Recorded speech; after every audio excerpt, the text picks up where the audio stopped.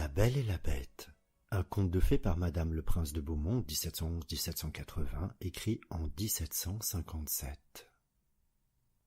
Livre audio enregistré en 2018 par Stefano Franco Boralias Chagans pour le libre partage et la diffusion des cultures du monde. Il y avait une fois un marchand qui était extrêmement riche. Il avait 6 enfants, 3 garçons et 3 filles. Et comme ce marchand était un homme d'esprit, il n'épargna rien pour l'éducation de ses enfants et leur donna toutes sortes de maîtres. Ses filles étaient très belles, mais la cadette surtout se faisait admirer, et on ne l'appelait, quand elle était petite, que la belle enfant, en sorte que le nom lui en resta, ce qui donna beaucoup de jalousie à ses sœurs. Cette cadette, qui était plus belle que ses sœurs, était aussi meilleure qu'elle. Les 2 aînées avaient beaucoup d'orgueil parce qu'elles étaient riches, elles faisaient les dames, et ne voulaient pas recevoir les visites des autres filles de marchands. Il leur fallait des gens de qualité pour leur compagnie. Elles allaient tous les jours au bal, à la comédie, à la promenade, et se moquaient de leur cadette qui employait la plus grande partie de son temps à lire de bons livres.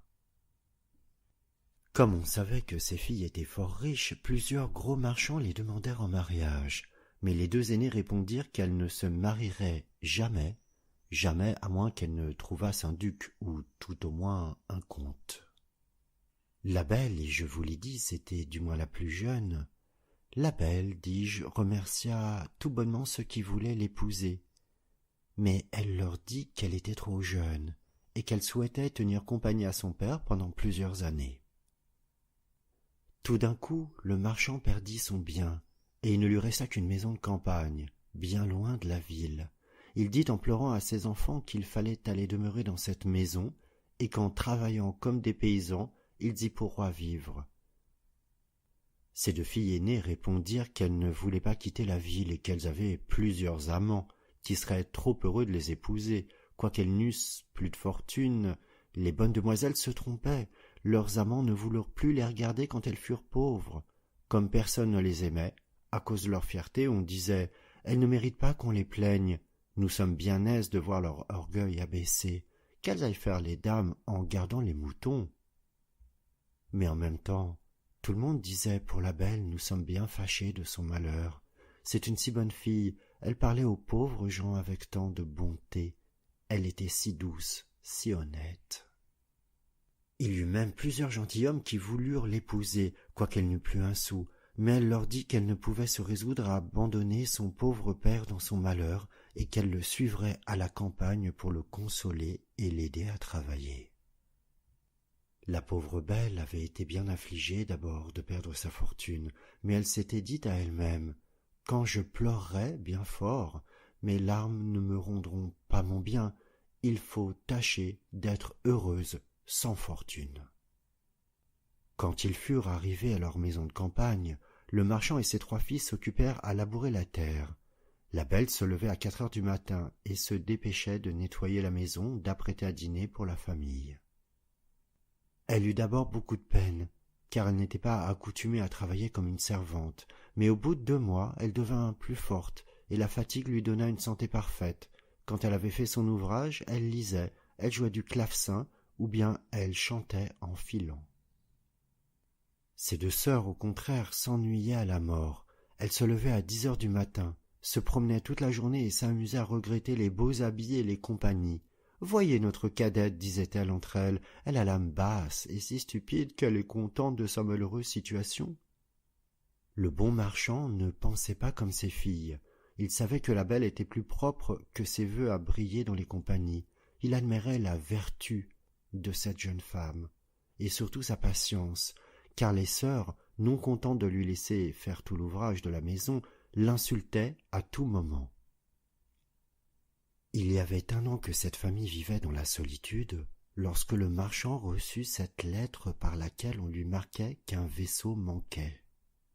Qu'un vaisseau sur lequel il y avait des marchandises venait heureusement d'arriver. Cette nouvelle pensa tourner la tête à ses 2 aînées, qui pensaient qu'à la fin elles pourraient quitter cette campagne où elles s'ennuyaient tant, et quand elles virent leur père prêt à partir, elles le prièrent de leur apporter des robes, des palatines, des coiffures et toutes sortes de bagatelles. La belle ne lui demandait rien, car elle pensait en elle-même que tout l'argent des marchandises ne suffirait pas pour acheter ce que ses sœurs souhaitaient. « Tu ne me pries pas de t'acheter quelque chose ?» lui dit son père. « Puisque vous avez la bonté de penser à moi, lui dit-elle, je vous prie de m'apporter une rose, car il n'en vient point ici. » Ce n'est pas que la belle se souciât d'une rose, mais elle ne voulait pas condamner par son exemple la conduite de ses sœurs, qui auraient dit que c'était pour se distinguer qu'elle ne demandait rien. Le bonhomme partit, mais quand il fut arrivé, on lui fit un procès pour ses marchandises, et après avoir eu beaucoup de peine, il revint aussi pauvre qu'il était auparavant. Il n'avait plus que 30 000 pour arriver à sa maison, et il se réjouissait déjà du plaisir de voir ses enfants, mais comme il fallait passer un grand bois avant de trouver sa maison, il se perdit. Il neigeait horriblement. Le vent était si grand qu'il le jeta 2 fois en bas de son cheval. La nuit étant venue, il pensa qu'il mourrait de faim ou de froid, ou qu'il serait mangé par des loups qu'il entendait hurler autour de lui. Tout d'un coup, en regardant au bout d'une longue allée d'arbres, il vit une grande lumière, mais qui paraissait bien éloignée.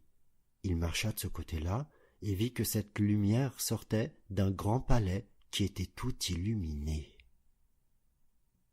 Le marchand remercia Dieu du secours qu'il lui envoyait et se hâta d'arriver à ce château, mais il fut bien surpris de ne trouver personne dans les cours.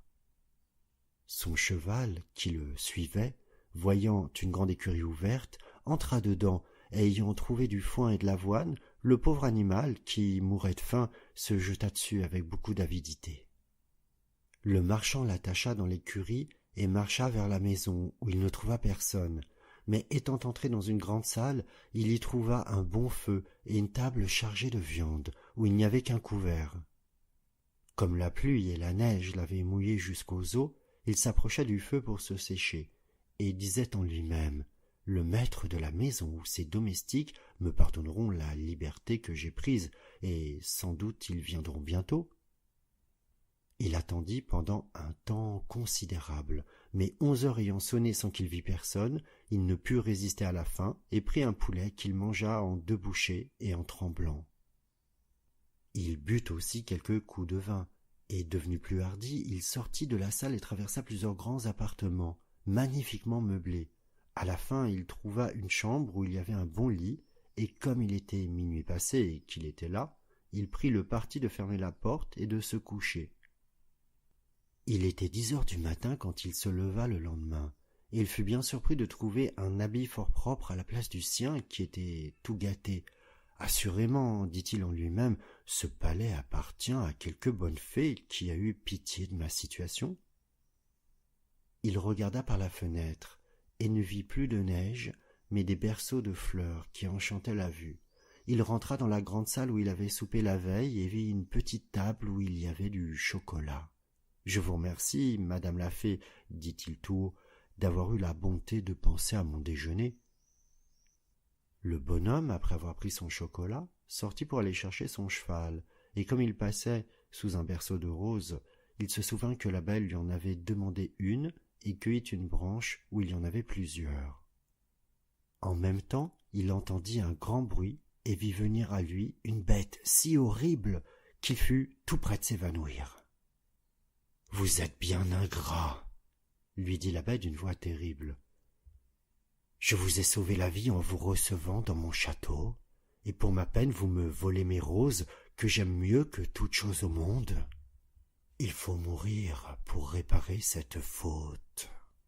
Je ne vous donne qu'un quart d'heure pour demander pardon à Dieu. » Le marchand se jeta à ses genoux et dit à la bête en joignant ses mains « Monseigneur, pardonnez-moi, je ne croyais pas vous offenser en cueillant une rose pour une de mes filles qui m'en avait demandé. »« Je ne m'appelle point Monseigneur, » répondit le monstre, « mais la bête. Je n'aime pas les compliments, mais je veux qu'on dise ce que l'on pense, ainsi ne croyez pas me toucher par vos flatteries. Mais vous m'avez dit que vous aviez des filles. Je veux bien vous pardonner à condition qu'une de vos filles vienne volontairement pour mourir à votre place. Ne me raisonnez pas, partez, et si vos filles refusent de mourir pour vous, jurez que vous reviendrez dans 3 mois. » Le bonhomme n'avait pas dessein de sacrifier une de ses filles à ce vilain monstre, mais il pensa « Au moins, j'aurai le plaisir de les embrasser encore une fois. » Il jura donc de revenir, et la bête lui dit qu'il pouvait partir quand il voudrait. « Mais, ajouta-t-elle, je ne veux pas que tu t'en ailles les mains vides. Retourne dans la chambre où tu as couché. Tu y trouveras un grand coffre vide. Tu peux y mettre tout ce qui te plaira. Je le ferai porter chez toi. » En même temps, la bête se retira, et le bonhomme dit en lui-même « S'il faut que je meure, j'aurai la consolation de laisser du pain à mes pauvres enfants. » Il retourna dans la chambre où il avait couché, et ayant trouvé une grande quantité de pièces d'or, il remplit le grand coffre dont la bête lui avait parlé, le ferma, et ayant repris son cheval qu'il retrouva dans l'écurie, il sorta de ce palais avec une tristesse égale à la joie qu'il avait lorsqu'il était rentré. Son cheval prit de lui-même une des routes de forêt, et en peu d'heures, le bonhomme arriva dans sa petite maison. Ses enfants se rassemblèrent autour de lui, mais au lieu d'être sensible à leurs caresses, le marchand se mit à pleurer en les regardant. Il tenait à la main une branche de rose qu'il apportait à la belle. Il la lui donna et lui dit « La belle, prenez ces roses, elles coûteront bien cher à votre malheureux père. » Et tout de suite il raconta à sa famille la funeste aventure qui lui était arrivée. À ce récit, ses deux aînés jetèrent de grands cris et dirent des injures à la belle qui ne pleurait point. « Voyez ce que produit l'orgueil de cette petite créature, » disait-elle. « Que ne demandait-elle pas des ajustements, comme nous? Mais non, mademoiselle voulait se distinguer. Elle va causer la mort de notre père, et elle ne pleure pas. »« Cela serait fort inutile, » reprit la belle. « Pourquoi pleurerais-je? La mort de mon père, il ne périra point. Puisque le monstre veut bien accepter une de ses filles, je veux me livrer à toute sa furie. Et je me trouve fort heureuse, puisqu'en mourant, j'aurai la joie de sauver mon père et de lui prouver ma tendresse. »« Non, ma sœur, lui dirent ses trois frères, vous ne mourrez pas, nous irons trouver ce monstre et nous périrons sous ses coups et nous pouvons le tuer. »« Ne l'espérez pas, mes enfants, leur dit le marchand. La puissance de cette bête est si grande qu'il ne me reste aucune espérance de la faire périr. Je suis charmé du bon cœur de la belle, mais je ne veux pas l'exposer à la mort. Je suis vieux, il ne me reste que peu de temps à vivre. Ainsi je ne perdrai que quelques années de vie, que je ne regrette qu'à cause de vous, mes chers enfants. Je vous assure, mon père, lui dit la belle, que vous n'irez pas à ce palais sans moi. Vous ne pouvez m'empêcher de vous suivre. Quoique je sois jeune, je ne suis pas fort attaché à la vie, et j'aime mieux être dévoré par ce monstre que de mourir de chagrin que me donnerait votre perte. » On eut beau dire, la belle voulut absolument partir pour le beau palais, et ses sœurs en étaient charmées, parce que les vertus de leur cadette leur avaient inspiré beaucoup de jalousie. Le marchand était si occupé de la douleur de perdre sa fille qu'il ne pensait pas au coffre qu'il avait rempli d'or, mais aussitôt qu'il se fut enfermé dans sa chambre pour se coucher, il fut bien étonné de le trouver à la ruelle de son lit. Il résolut de ne point dire à ses enfants qu'il était devenu si riche, parce que ses filles auraient voulu retourner à la ville, et qu'il était résolu de mourir dans cette campagne. Mais il confia ce secret à la belle, qui lui apprit qu'il était venu quelque gentilhomme pendant son absence, et qu'il y avait deux qui aimaient ses sœurs. Elle pria son père de les marier, car elle était si bonne qu'elle les aimait et leur pardonnait de tout son cœur le mal qu'elle lui avait fait. Ces deux méchantes filles se frottaient les yeux avec un oignon pour pleurer lorsque la belle partit avec son père, mais ses frères pleuraient tout de bon, aussi bien que le marchand. Il n'y avait que la belle qui ne pleurait point, parce qu'elle ne voulait pas augmenter leur douleur. Le cheval prit la route du palais, et sur le soir, il l'aperçut illuminé comme la première fois. Le cheval fut tout seul à l'écurie, et le bonhomme entra avec sa fille dans la grande salle, où ils trouvèrent une table magnifiquement servie, avec 2 couverts. Le marchand n'avait pas le cœur de manger, mais la belle, s'efforçant de paraître tranquille, se mit à table et le servit.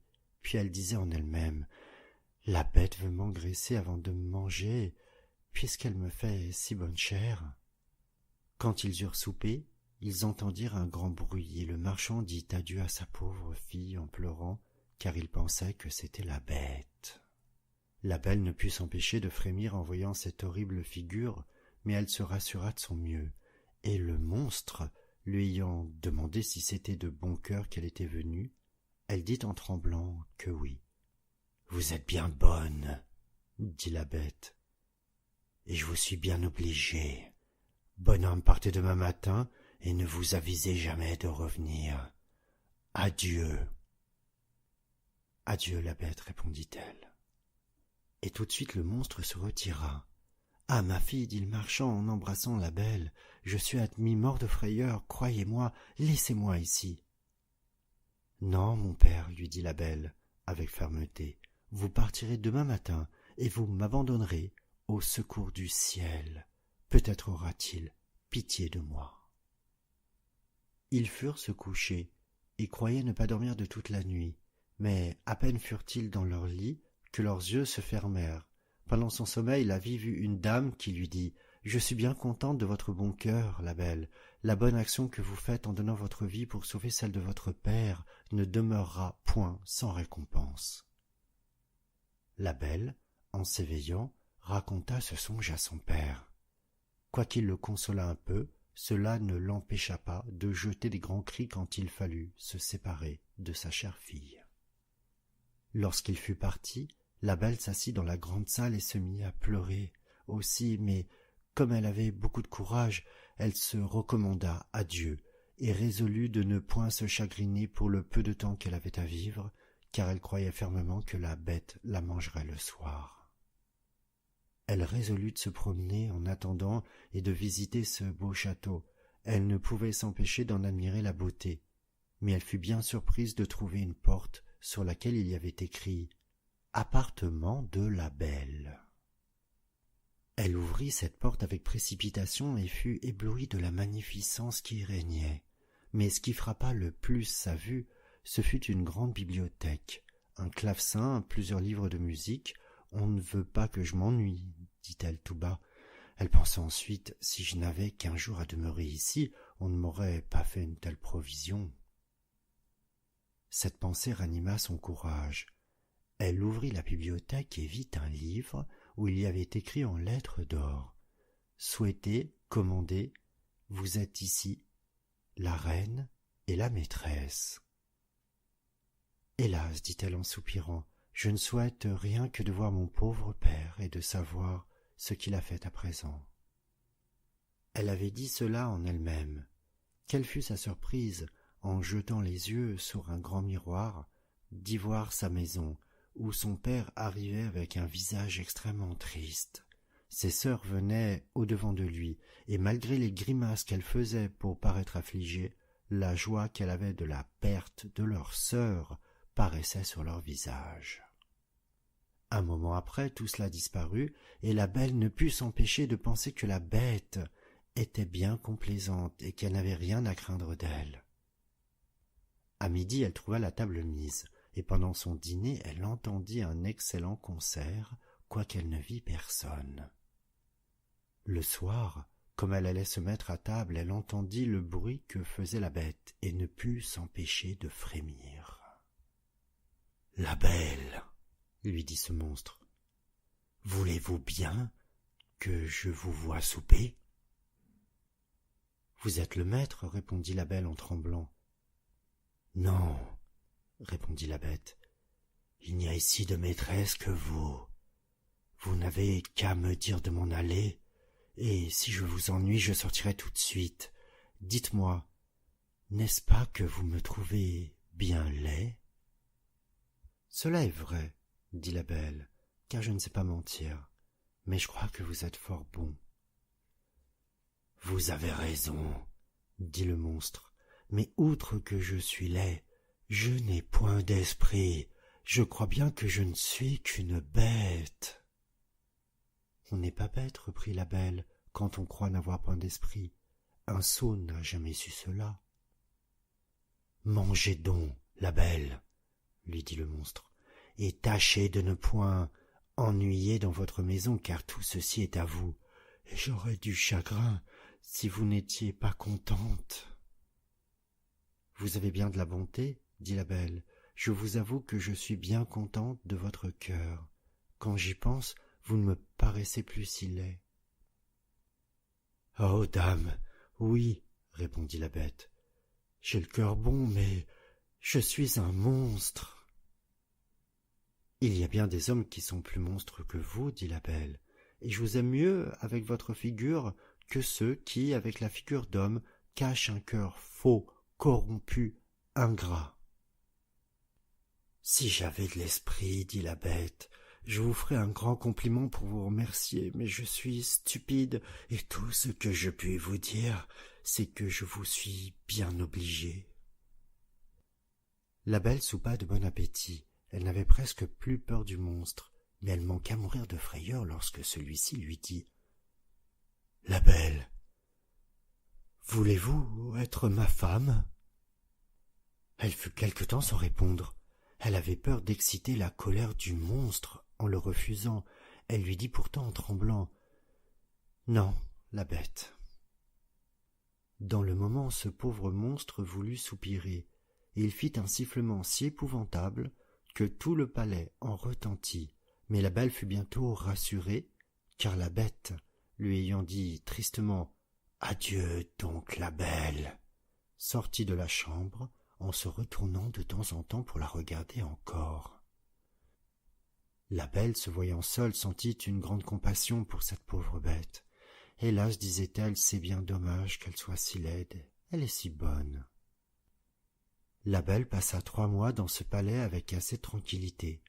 Tous les soirs, la bête lui rendait visite, l'entretenait pendant le souper avec assez de bon sens, mais jamais avec ce qu'on appelle l'esprit dans le monde. Chaque jour, la belle découvrait de nouvelles bontés dans ce monstre. L'habitude de le voir l'avait accoutumée à sa laideur. Loin de craindre le moment de sa visite, elle regardait souvent à sa montre pour voir s'il était bientôt 9 heures, car la bête ne manquait jamais de venir à cette heure-là. Il n'y avait qu'une chose qui faisait de la peine à la belle, c'est que le monstre, avant de se coucher, lui demandait toujours si elle voulait être sa femme, et paraissait pénétré de douleur lorsqu'elle lui disait que non. Elle lui dit un jour « Vous me chagrinez, la bête, je voudrais pouvoir vous épouser, mais je suis trop sincère pour vous faire croire que cela arrivera jamais. Je serai toujours votre amie, tâchez de vous contenter de cela. »« Il le faut bien, reprit la bête, je me rends justice, je sais que je suis horrible, mais je vous aime beaucoup. Cependant je suis trop heureux de ce que vous voulez bien rester ici. Promettez-moi que vous ne me quitterez jamais. » La belle rougit à ces paroles. Elle avait vu dans son miroir que son père était malade de chagrin de l'avoir perdu, et elle souhaitait de le revoir. « Je pourrais bien vous promettre, dit-elle à la bête, de ne jamais vous quitter tout à fait, mais j'ai tant d'envie de revoir mon père que je mourrais de douleur si vous me refusez ce plaisir. »« J'aime mieux mourir moi-même, dit ce monstre, que de vous donner du chagrin. Je vous enverrai chez votre père, vous y resterez, et votre bête en mourra de douleur. »« Non, dit la belle en pleurant, je vous aime trop pour vouloir causer votre mort. Je vous promets de revenir dans 8 jours. Vous m'avez fait voir que mes sœurs sont mariées et que mes frères sont partis pour l'armée. Mon père est tout seul. Souffrez que je reste chez lui 1 semaine. »« Vous y serez, demain, au matin, dit la bête. Mais souvenez-vous de votre promesse. Vous n'aurez qu'à mettre votre bague sur une table en vous couchant quand vous voudrez revenir. Adieu, la belle. » La bête soupira, selon sa coutume, en disant ces mots, et la belle se coucha toute triste de l'avoir affligée. Quand elle se réveilla le matin, elle se trouva dans la maison de son père, et ayant sonné une clochette qui était à côté de son lit, elle vit venir la servante, qui fit un grand cri en la voyant. Le bonhomme accourut à son cri et manqua mourir de joie en revoyant sa chère fille, et ils se tinrent s'embrasser plus d'1 quart d'heure. La belle, après les premiers transports, pensa qu'elle n'avait point d'habit pour se lever, mais la servante lui dit qu'elle venait de trouver dans la chambre voisine un grand coffre plein de robes, toutes d'or, garnies de diamants. La belle remercia la bonne bête de ses attentions. Elle prit la moins riche de ses robes et dit à la servante de serrer les autres, dont elle voulait faire présent à ses sœurs. Mais à peine eut-elle prononcé ces paroles que le coffre disparut. Son père lui dit que la bête voulait qu'elle gardât tout cela pour elle, et aussitôt les robes et le coffre revinrent à la même place. La belle s'habilla, et pendant ce temps on fit avertir ses sœurs, qui accoururent avec leurs maris. Elles étaient toutes deux fort malheureuses. L'aînée avait épousé un gentilhomme beau comme l'amour, mais il était si amoureux de sa propre figure qu'il n'était occupé que de cela depuis le matin jusqu'au soir, et méprisait la beauté de sa femme. La seconde avait épousé un homme qui avait beaucoup d'esprit, mais il ne s'en servait que pour faire enrager tout le monde, et sa femme toute la première.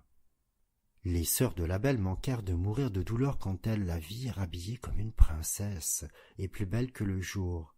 Elle eut beau les caresser, rien ne put étouffer leur jalousie, qui augmenta beaucoup quand elle eut compté combien elle était heureuse.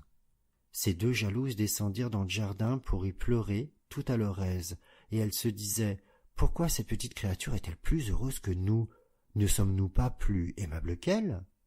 « Ma sœur, dit l'aînée, il me vient une pensée, tâchons de l'arrêter ici plus de 8 jours.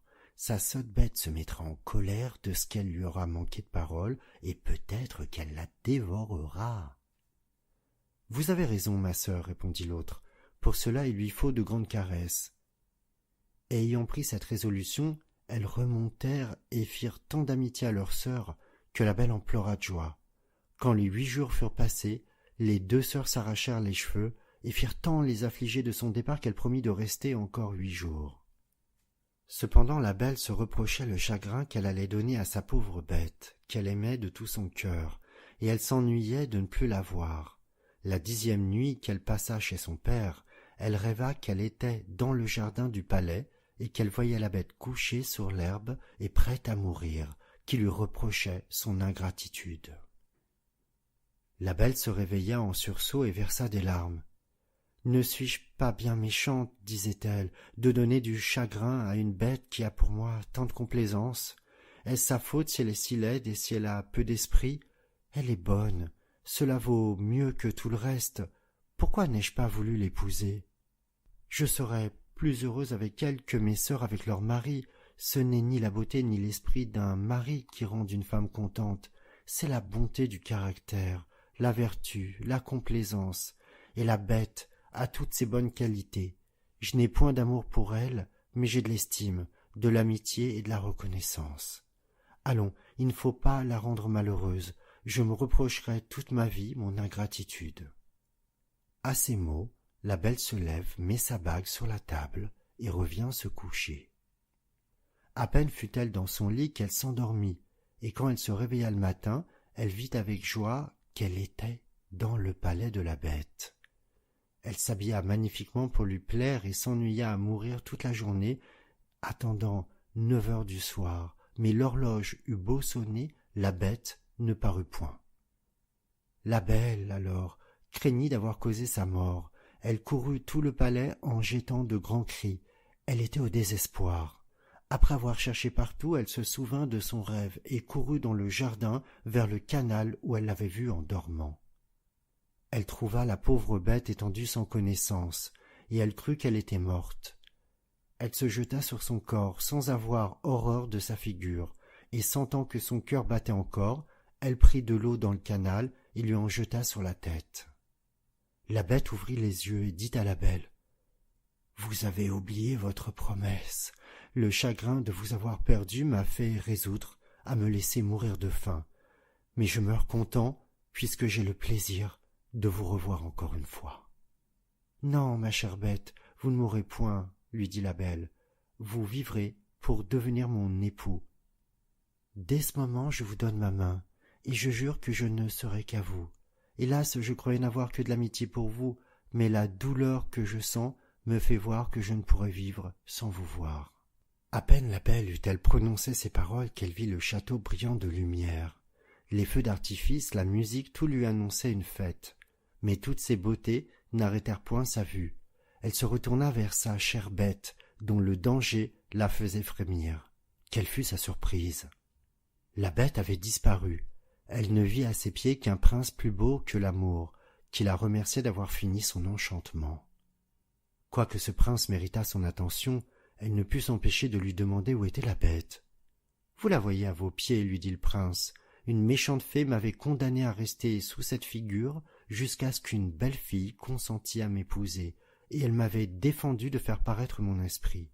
Ainsi il n'y avait que vous dans le monde, assez bonne pour vous laisser toucher à la bonté de mon caractère, et en vous offrant ma couronne, je ne puis que m'acquitter des obligations que je vous ai. » La belle, agréablement surprise, donna la main à ce beau prince pour le relever. Ils allèrent ensemble au château, et la belle manqua à mourir de joie en trouvant dans la grande salle son père et toute sa famille, que la belle dame qui lui était apparue en songe avait transportée au château. « Belle, lui dit cette dame qui était une grande fée, venez recevoir la récompense de votre bon choix. Vous avez préféré la vertu à la beauté et à l'esprit. Vous méritez de trouver toutes ces qualités réunies en une même personne. Vous allez devenir une grande reine. J'espère que le trône ne détruira pas vos vertus. Pour vous, mesdemoiselles, dit la fée aux deux sœurs de la belle, je connais votre cœur et toute la malice qu'il renferme. Devenez deux statues, mais conservez toute votre raison sous la pierre qui vous enveloppera. Vous demeurerez à la porte du palais de votre sœur, et je ne vous impose point d'autre peine que d'être témoin de son bonheur. Vous ne pourrez revenir dans votre premier état qu'au moment où vous reconnaîtrez vos fautes, mais j'ai bien peur que vous ne restiez toujours statue. On se corrige de l'orgueil, de la colère, de la gourmandise et de la paresse, mais c'est une espèce de miracle que la conversion d'un cœur méchant et envieux. » Dans le moment, la fée donna un coup de baguette qui transporta tous ceux qui étaient dans cette salle dans le royaume du prince. Ses sujets le revirent avec joie, et il épousa la belle, qui vécut avec lui fort longtemps et dans un bonheur parfait, parce qu'il était fondé sur la vertu.